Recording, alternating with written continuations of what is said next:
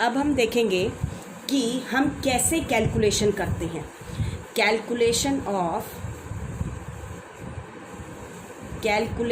Of number of moles. क्या है? Calculation of number of moles. हम मोल्स को कैसे कैलकुलेट कर सकते हैं, ठीक है। तो हमें पता है कि अभी हमने पढ़ा कि एटम्स और मॉलिक्यूल्स बहुत छोटे होते हैं, ठीक है। तो हम इनको कैलकुलेट करते हैं in terms of number of moles. Number of moles की टर्म में कैलकुलेट करेंगे। तो bye knowing the number of moles, हमें जब नंबर ऑफ मोल्स पता चल जाते हैं तो we can calculate the number of atoms and molecules. आगे बात समझ में? तो नंबर ऑफ मोल्स निकालने के लिए हमें क्या निकालना पड़ता है? n = m/में, ठीक है। ये क्या है आपका जो n है, n जो है वो क्या रिप्रेजेंट करता है? It is number of moles को रिप्रेजेंट करता है। जो ये स्मॉल m है ये होता है गिवन मास, ठीक है। ये क्या होता है आपका? Molar mass. आगे बात समझ में? मैंने क्या कहा कि हमारे कैलकुलेट करते हैं हम किसको? जो हमारे एटम्स और मॉलिक्यूल्स हैं वो इतने छोटे हैं, तो हम इनको कैलकुलेट करते हैं in terms of number of moles, ठीक है। हम बाय नोइंग दी, फिर से सुन लीजिए, bye knowing the number of atoms, by knowing the number of atoms and molecules, by knowing the number of moles we can find out the number of, by knowing the number of moles, ठीक है। moles को find out करके by knowing the number of moles we can calculate, हम क्या calculate कर सकते हैं? We can calculate the number of atoms and molecules. आगे बात समझ में? तो ये फॉर्मूला है इसका, स्मॉल n। इसी तरीके से ये था आपका पहला। दूसरा, अगर हमने कैलकुलेशन करनी है किसकी? Calculation of mass. आगे बात समझ में? If number of particles is given, अगर हमें क्या दे रखे हैं? If number of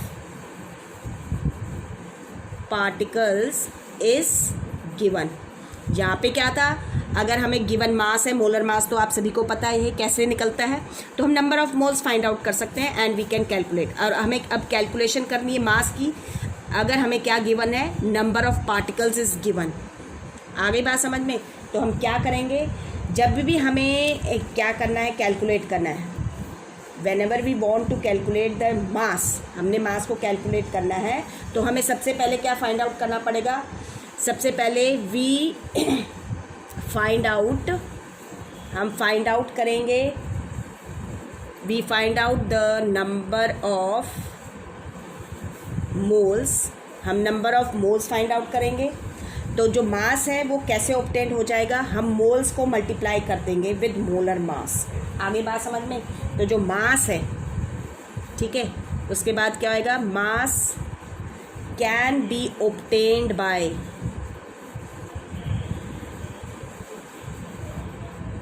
multiplying the number of moles, ठीक है। किससे मल्टीप्लाई करेंगे? With molar mass.